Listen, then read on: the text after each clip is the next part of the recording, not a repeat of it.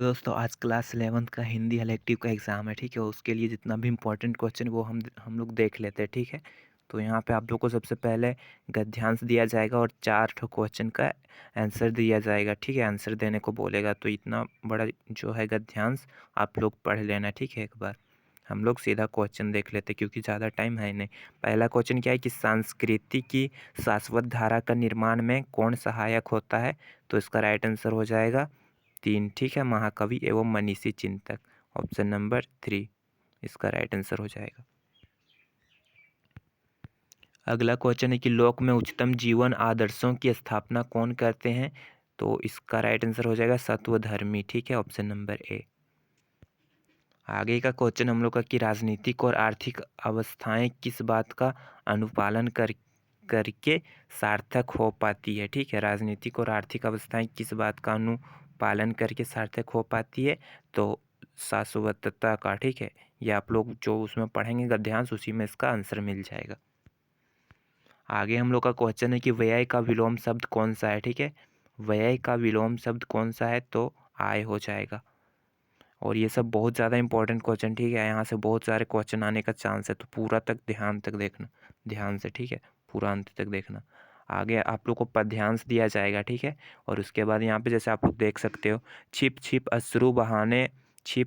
आंसू बहाने वाले मोती व्यर्थ बहाने वाले, कुछ सपनों के मर जाने से जीवन नहीं मरा करता। सपना क्या है?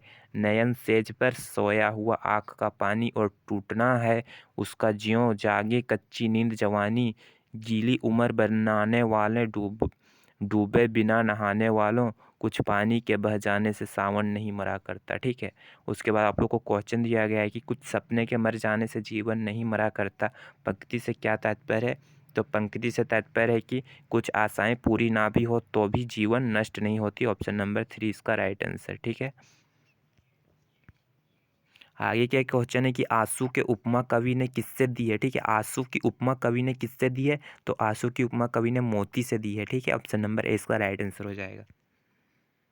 आगे हम लोग का क्वेश्चन है कि प्रस्तुत काव्यांश के माध्यम से कवि ने क्या प्रेरणा दी है? तो प्रस्तुत काव्यांश के माध्यम से कवि ने यह प्रेरणा दी है कि स्वयं से लड़ने की, ठीक है? ऑप्शन नंबर 2 इसका राइट आंसर हो जाएगा। आगे हम लोग का क्वेश्चन है कि छिप छिप आंसू बहाने वाले मोती व्यर्थ बहाने वालों, पंक्ति से कौन सा अलंकार है, ठीक है? इसमें कौन सा अलंकार ये हम लोग से पूछ रहा है, तो इसमें अतिशयोक्ति अलंकार है। ये सभी क्वेश्चन आप लोग से पूछेगा, ठीक है? अलंकार वगैरह। आगे क्वेश्चन है कि जनसंचार माध्यमों का प्रमुख कार्य क्या है? जनसार माध्यमों का प्रमुख कार्य तो सूचना देना होता है, जनसार से शिक्षित करना। ऑप्शन नंबर 2 रोजगार संबंधी जानकारी देना, इनमें से सभी, ठीक है? विज्ञापन से सभी होता है कि नहीं? तो इसका राइट आंसर क्या हो जाएगा? ऑप्शन नंबर डी सभी। आगे आप लोग का क्वेश्चन है पत्रकारिता के विकास में कौन सा मूल्य भाव सक्रिय रहता है? तो पत्रकारिता के विकास में जिज्ञासा होती है, ठीक है? ऑप्शन नंबर 2 इसका राइट आंसर हो जाएगा। आगे आप लोग का क्वेश्चन है विचारों के आदान प्रदान की सबसे प्राचीन शैली कौन सी है? तो विचारों के आदान प्रदान की सबसे प्राचीन शैली प्राताचार है, ठीक है? पहले यही होता था, प्राताचार। आगे आप लोग का क्वेश्चन है भारत में प्रकाशित होने वाला प्रथम समाचार पत्र बंगाल गजट का प्रकाश वर्ष क्या है, ठीक है? कब प्रकाश हुआ था? तो 12 नंबर का हम लोग का राइट आंसर क्या हो जाएगा? 1775 ईस्वी में प्रकाशित हुआ था। Option number 1। आगे आप लोग का क्वेश्चन है कि संचार के मुद्रण माध्यम में किसे शामिल किया गया है? संचार के मुद्रण माध्यम में किसे शामिल किया गया है? तो ये सभी हो जाएगा। समाचार पत्र को शामिल किया गया है, पत्रिकाएं को शामिल किया गया है, पम्फलेट्स को शामिल किया गया, तो ये सभी इसका राइट आंसर। आगे क्वेश्चन है संपादकीय किसके द्वारा लिखा जाता है? तो संपादकीय लिखा जाता है संपादक के द्वारा। ऑप्शन नंबर 2 इसका राइट आंसर। आगे क्वेश्चन है फीचर में तथ्यों की प्रस्तुति का ढंग होता है, तो फीचर में तथ्यों की प्रस्तुति का ढंग क्या होता है? 15 नंबर का राइट आंसर हो जाएगा। ऑप्शन नंबर 2 व्यापक होता है, ठीक है? आगे क्वेश्चन है औपचारिक पत्र में किन पत्रों को शामिल किया जाता है? तो औपचारिक पत्र में शामिल किया जाता है सभी को, ठीक है? संपादकीय के नाम पत्र, शिकायती पत्र, व्यावसायिक पत्र, ये सभी। आगे क्वेश्चन है रिमाइंडर को हिंदी में क्या कहते हैं? तो रिमाइंडर को हिंदी में कहते हैं स्मृति पत्र। Option number 4। आगे क्वेश्चन है नोटिस को हिंदी में क्या कहते हैं? तो नोटिस को सूचना कहते हैं। 18 का ए आंसर, एक आंसर सूचना। आगे हम लोग को खंडगाह है, पाठ्य पुस्तक से आप लोग का क्वेश्चन है। निम्नलिखित पद्यांश को ध्यानपूर्वक पढ़कर प्रश्न संख्या 19 से 22 तक का हम लोग का आंसर देना है। मुरली ताऊ गोपाल ही भावती, सुनी रि सखी जदपि नंदलाल ही, नानावती नचौती, राखती एक पाई, ठाढ़ो करी अति अधिकार जानवती। ठीक है, प्रस्तुत पंक्तियाँ के कवि कौन है? तो इसका राइट आंसर हो जाएगा ऑप्शन नंबर 3, कवि सूरदास हैं ये कविता के कवि। ठीक है, आगे क्वेश्चन है, प्रस्तुत काव्यांश की भाषा क्या है? तो प्रस्तुत काव्यांश की भाषा है ब्रज भाषा में लिखी गई है ये कविता। Option number 2 right answer. Next question है, किसे एक पाँव पर खड़ा करके रखा जाता है? तो किसे एक पाँव पर खड़ा करके रखा जाता है? गोपी को रखा जाता है। ठीक है, किसका 3 हो जाएगा राइट आंसर, गोपी को रखा जाता है। अगला क्वेश्चन, नंदलाला को कौन नचाता है? तो नंदलाला को कौन नचाता है? गोपाल नचाता है। ठीक है, ऑप्शन नंबर 1 इसका राइट आंसर। आगे हम लोग का क्वेश्चन है, बोरत तो बोरियों पे निचोरत बने नहीं, पंक्ति में किस त्यौहार का वर्णन है? ठीक है, किस त्यौहार का वर्णन है? तो 23 का राइट आंसर हो जाएगा, किस त्यौहार का वर्णन है? ठीक है, ये जो आप लोग का क्वेश्चन है, बोरत तो बोरियों पे निचोरत बने, यहीं पे इसका आंसर होगा। ठीक है, ताऊ गोपाली भवती, सुनीर सखी जदपि नंदलाही, नाना भवती नचती। ठीक है, इसका राइट आंसर होली हो जाएगा। किधर गया क्वेश्चन? ठीक है, होली हो जाएगा ऑप्शन नंबर 2। नेक्स्ट क्वेश्चन है, झहरी झहरी झीनी बूंद है प्रातिमानों में, झहरी झहरी में कौन सा अलंकार है? ठीक है, झहरी झहरी में कौन सा अलंकार है? तो 24 का राइट आंसर ए हो जाएगा, एक पुनरुक्ति प्रकाश अलंकार।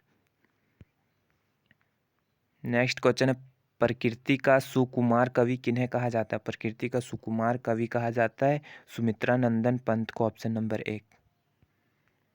नेक्स्ट क्वेश्चन, संध्या के बाद कविता का मूल स्वर क्या है? तो संध्या के बाद कविता का मूल स्वर है शहरी कामकाजी दुनिया का यथार्थ, ऑप्शन नंबर 2 इसका राइट आंसर हो जाएगा। नेक्स्ट क्वेश्चन है कि बादल को घिरते देखा है कि कवि कौन है? ठीक है, बादल को घिरते देखा है कि कवि कौन है? तो 27 का राइट आंसर हो जाएगा ऑप्शन नंबर 2 नागार्जुन है। नेक्स्ट क्वेश्चन है, निम्नलिखित गद्यांश को ध्यानपूर्वक पढ़कर प्रश्न संख्या का हम लोग को उत्तर देना है। सारा घर मक्खियों से भिनभिना रहा था, आंगन की आलगनी पर कोई कई पैबंद लगी है, एक गंदी साड़ी टंगी है। ठीक है, आप लोग पूरा पढ़ लेना, हम लोग क्वेश्चन देख लेते हैं। क्वेश्चन है कि प्रस्तुत पंक्तियाँ किस पाठ से ली गई है? तो प्रस्तुत पंक्तियाँ हम लोग का लिया गया है दोपहर का भोजन से, ऑप्शन नंबर 2 इसका राइट आंसर हो जाएगा। नेक्स्ट क्वेश्चन है कि विभाग की कलकृ से किनकी छटनी हुई है? तो विभाग की कलकृ से मुंशी चंद्रिका प्रसाद की कलकृ छटकी हुई है। ठीक है, आगे क्वेश्चन, आंगन की आलगनी पर कई पैबंद लगी है, एक गंदी साड़ी टंगी थी, यहाँ किसकी साड़ी की बात कही गई है? तो यहाँ पे सिद्धेश्वरी की साड़ी की बात कही गई है, option 3 right answer. Next question है कि प्रस्तुत पंक्तियाँ के लेखक कौन है? तो प्रस्तुत पंक्तियाँ के लेखक हैं Amarkant, option number 2। Next question है, टार्च बेचने वाला वायदे के मुताबिक कितने साल बाद उस जगह पहुंचा जहां उसे दोस्त से मिलना था? तो टॉर्च बेचने वाला कितने साल पहुंचा था जहां उसको दोस्त से मिलना था? 32 का राइट आंसर 3 हो जाएगा, 4 साल बाद। नेक्स्ट क्वेश्चन है, गूंगे को किसने पाला था? तो गूंगे को किसने पाला था? गूंगे को पाला था, किसने पाला था? ताऊ ताई ने, ऑप्शन नंबर 2।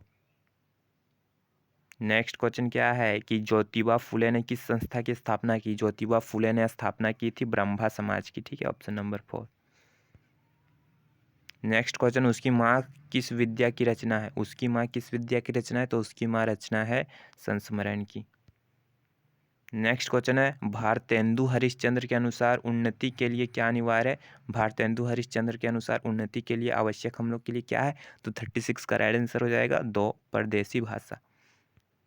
नेक्स्ट क्वेश्चन है, अंडे के छिलके किस प्रकार का एकांकी है? अंडे के छिलके किस प्रकार का एकांकी है? तो मनोवैज्ञानिक एकांकी है। नेक्स्ट क्वेश्चन, हुसैन की कहानी, अपनी जवानी में हुसैन कौन से बोर्डिंग स्कूल भेजे गए? हुसैन कौन से बोर्डिंग स्कूल भेजे गए थे? तो Mumbai boarding school, option number 4 इसका राइट आंसर। नेक्स्ट क्वेश्चन, आधुनिक भारतीय चित्रकला के प्रमुख स्तंभ मकबूल फिदा हुसैन को 1973 में किस सम्मान से अलंकृत किया गया था? अलंकृत किया गया था पद्म भूषण से, option 3 right answer. Next question, आवारा मसीहा किस विद्या की रचना है? आवारा मसीहा जीवनी की रचना है।